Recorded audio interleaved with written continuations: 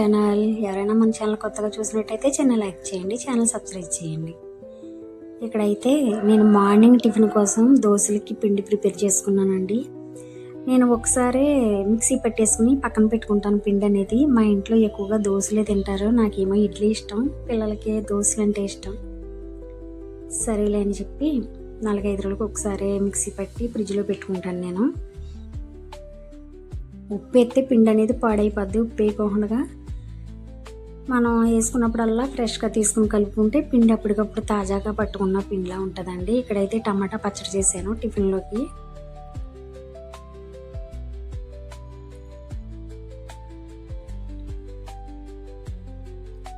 వేడి వేడి దోశలు, టమాటా పచ్చడి.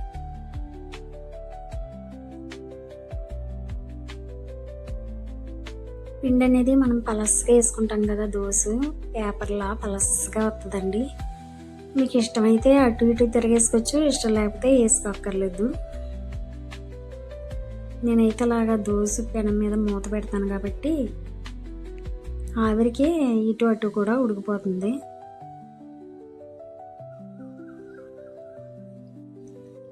దోశలు అయితే రెడీ అయిపోయినాయండి.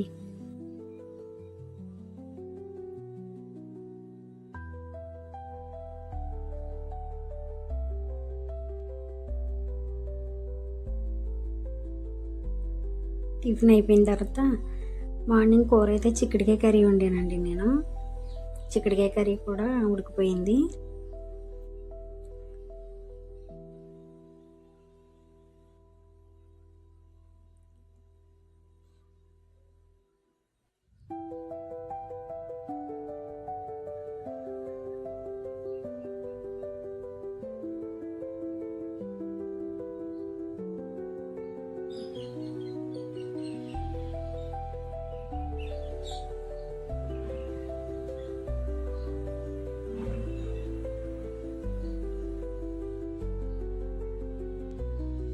కూర అయితే ఉడిపోయిందండి, దింపేసాను.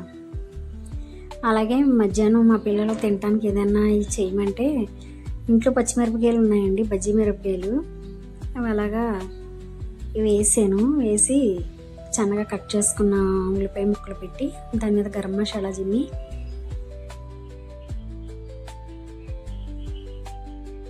లైట్గా దాని మీద నిమ్మకాయ పిండుకొని తిన్నామండి. సూపర్గా ఉన్నాయి, నిజంగా చాలా బాగున్నాయి.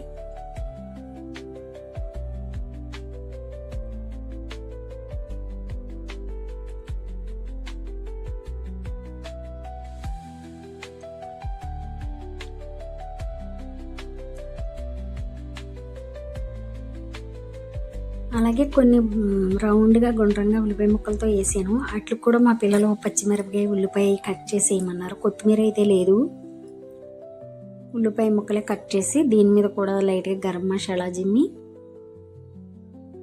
నిమ్మకాయ పిండి ఇచ్చాను. టేస్ట్ అయితే చాలా చాలా చాలా బాగుంది.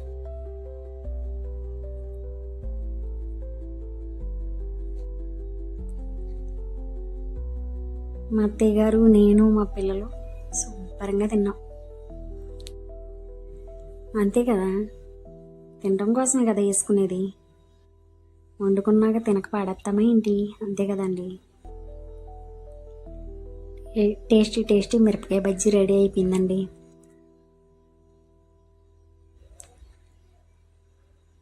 ఈరోజు వీడియో ఇదండి.